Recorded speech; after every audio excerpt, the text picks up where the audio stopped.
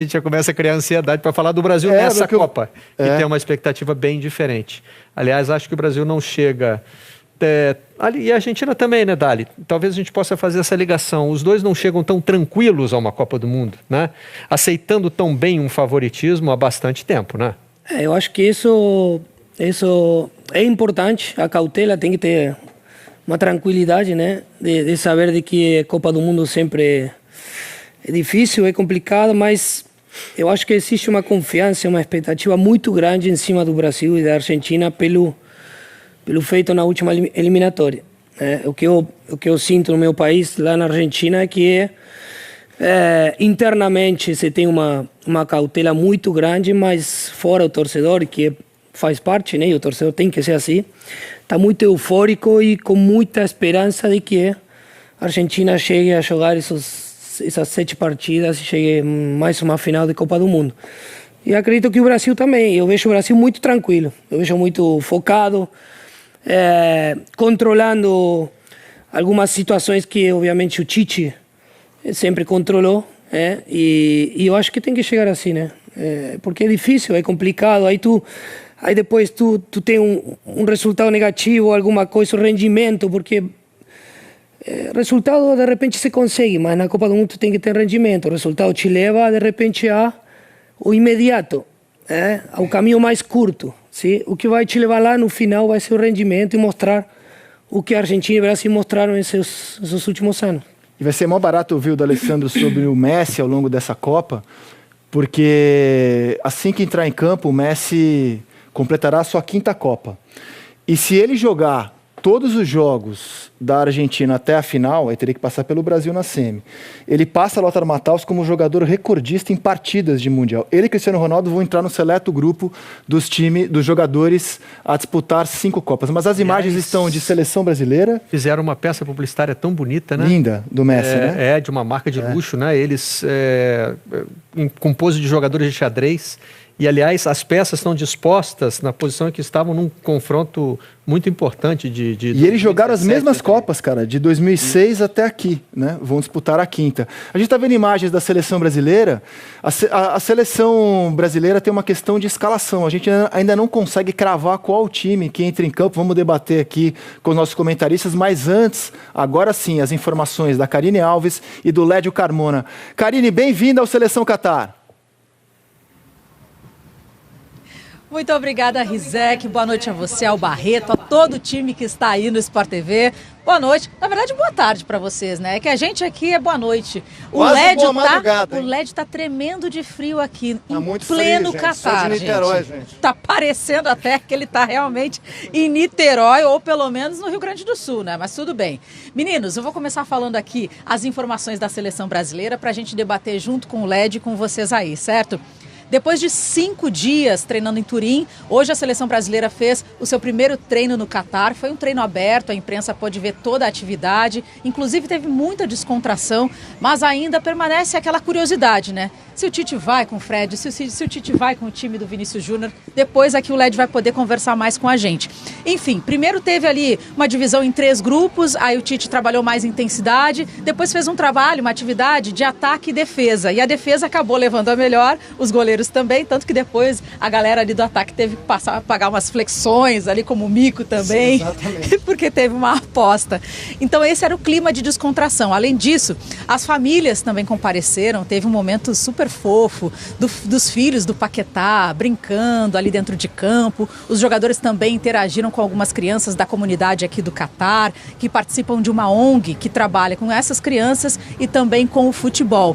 Os jogadores depois participaram de uma zona mista, como a gente gosta de falar, que é aquele momento de entrevista. Foram 5 jogadores.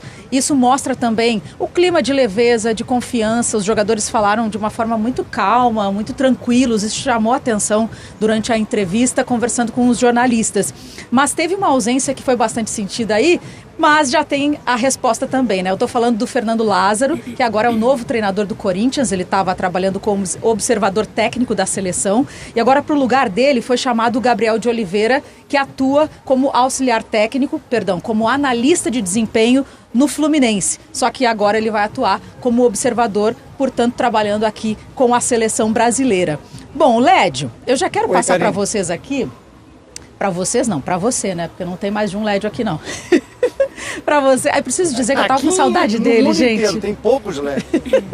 Lédio, de tudo que a gente está vendo da seleção, juntando também com os treinos de Turim e desse treino mais descontraído que teve hoje, o que você tem de análise para trazer para a gente? Então, Karine, primeiro, boa noite aos amigos, saudade de todos.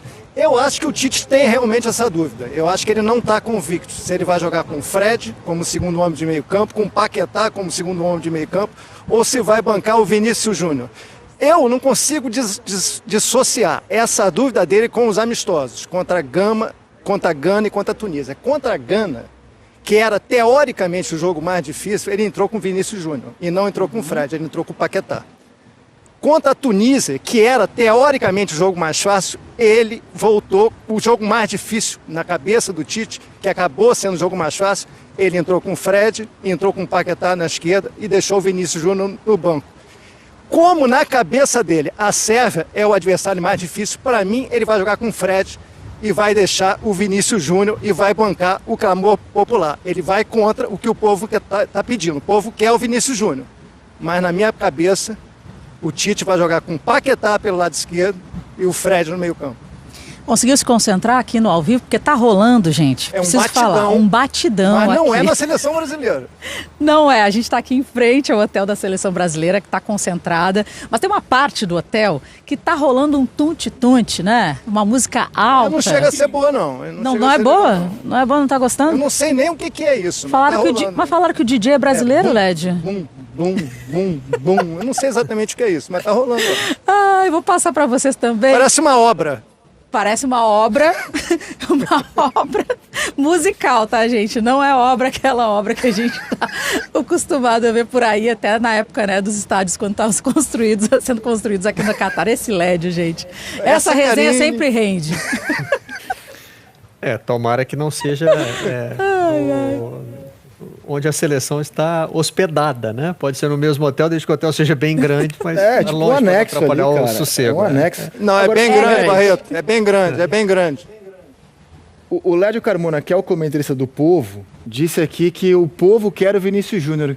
Quero saber se Michel Bastos também quer o Vinícius Júnior. Porque a dúvida que se tem de quem está acompanhando o dia a dia da seleção desde Turim é se o Tite joga com o time que ele mais utilizou, que é Rafinha na direita, Neymar, Paquetá e Richarlison, Casemiro e Fred, ou se ele tira o Fred, passa o Paquetá para segundo homem do meio campo e coloca o Vinícius Júnior na esquerda. Isso aí. O senso comum era de que ele não jogaria dessa forma, que ele jogaria com o Fred no meio campo. O time fez os principais jogos com essa formação, mas há essa possibilidade agora que todo mundo que acompanhou o dia a dia em Turim trouxe. Você está vendo as duas opções. A opção A, que é Casemiro e Fred, e a opção B, o Paquetá fazendo a função de segundo volante e o Vinícius Júnior entrando na ponta esquerda do Brasil. Michel Bastos, o Povo quer Vinícius Júnior? Você quer também Vinícius Júnior? Qual a melhor formação? Não, Michel Bastos também quer Vinícius Júnior na equipe da seleção. Acho que pela fase que ele vem vivendo, enfim. Mas eu acho que com essa formação, talvez, por eu conhecer um pouco o Tite, acho que jogando com o Paquetá de segundo volante, talvez sobrecarregue um pouco o Casemiro. Vamos dizer assim. Mas eu gostaria muito do Vinícius Júnior como titular da seleção, mas creio que isso não vai acontecer. Eu acho que, como disse o Lédio, eu acho que pelos jogos também é um jogo importante. Eu acho que esse primeiro jogo da seleção é muito importante, que vai dar um parâmetro do que vai ser dali para frente, né? Porque como a gente sabe, acho que talvez é o jogo mais difícil e eu posso te dizer que uma estreia de Copa do Mundo é bem complicado. Já passei por isso, então eu sei que eu... 2-1 na Coreia do Norte. Quem podia esperar aquela dificuldade, hein? Não, Aliás... eu vou falar um negócio pra você, é complicado. Eu acho que nessa hora, como foi minha primeira Copa do Mundo, é ali que cai a ficha. A hora que começa o hino, você põe a mãozinha no peito aqui, migão, é ali que a ficha cai. É ali que é a hora que você tem milhões de brasileiros te vendo. Então você não pode decepcionar. Então... Agora, você não teve uma coisa que essa seleção está tendo que é muito rara mesmo, né? Que é tranquilidade na reta final de preparação para a Copa do Mundo, né?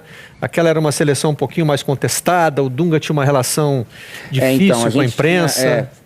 Foi bastante, nesse sentido foi bastante complicado, a gente se sentia bastante pressionado devido a isso, a gente não tinha esse favoritismo, por exemplo, que hoje o Brasil tem. E o Dunga, eu lembro que ele reclamava disso, porque o Brasil tinha ganhado a Copa das Confederações. Não, vinha todo mundo só falava da Espanha. Tinha feito uma eliminatória muito boa também, como essa agora, ganhando a Copa América, ganhando a Copa das Confederações e mesmo assim desacreditada, né? E lógico, então por isso que foi bastante complicado pra gente. Mas eu acho que o Tite acho que ele começa com Casemiro e Fred e deixando... Cristiane está concordando com você. Total. Eu acho que eles têm características diferentes, né? O Fred com o Vini.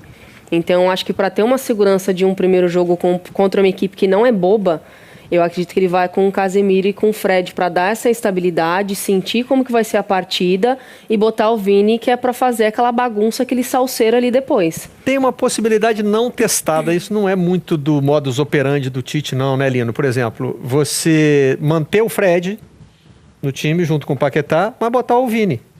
Aí você teria que tirar o Paquetá do time. Eu não estou advogando a saída de ninguém. Ou o centroavante que ele já testou. Ou tirar o centroavante ele já testou, mas a não foi tão final bem. Do trabalho foi com o centroavante. Foi com o centroavante. E parece que sentiu a necessidade de ter um cara de área. Botar uma solução não testada não é a cara dessa comissão técnica não, né? Não é. Ele poderia até abrir o Richarlison, tirar o Rafinha, ter um outro tipo de posicionamento, com esses jogadores girando um pouquinho mais. Mas você tem que tomar cuidado com a Sérvia. A Sérvia joga por dentro, com Tadic, com Vlahovic, tem uma estrutura de jogo, toda de jogo por dentro. Se você não tiver os dois volantes balançando, se você não tiver uma estrutura de proteção da área, a gente tem um zagueiro que não é menino, né? A gente tem um zagueiro que é experiente. A seleção brasileira joga com o Thiago Silva com uma linha muito adiantada. Se essa linha não tiver preenchimento, se você não cuidar desse jogo por dentro, você pode se ver complicado. Então, duvido que o Tite invente num jogo como esse. Honestamente, essa deve ser a definição do primeiro colocado do grupo, não é qualquer jogo. Reitero, a observação de que essa escalação provável, ela vem dos repórteres que acompanharam os treinamentos em Turim. A gente, de longe, sempre apostou na opção A, que é a opção que o Tite mais utilizou em jogos pesados, como promete ser esse jogo pesado contra a Sérvia. No entanto, como o Vinícius Júnior é o jogador brasileiro, Neymar à parte, em melhor momento no futebol internacional, o protagonista do campeão europeu, Real Madrid, 8º colocado na última bola de ouro, fica uma expectativa sobre como ele poderia encaixar o Vinícius Júnior no time titular. E certamente, isso não vai ser debate só no Brasil. O mundo olha para a seleção brasileira e fala, e o Vinícius Júnior? Mas teremos muito tempo para debater isso, certamente. Diga, Lédio Carmona e Karine Alves. O Lédio Carmona levantou o dedinho, eu passo para a Karine.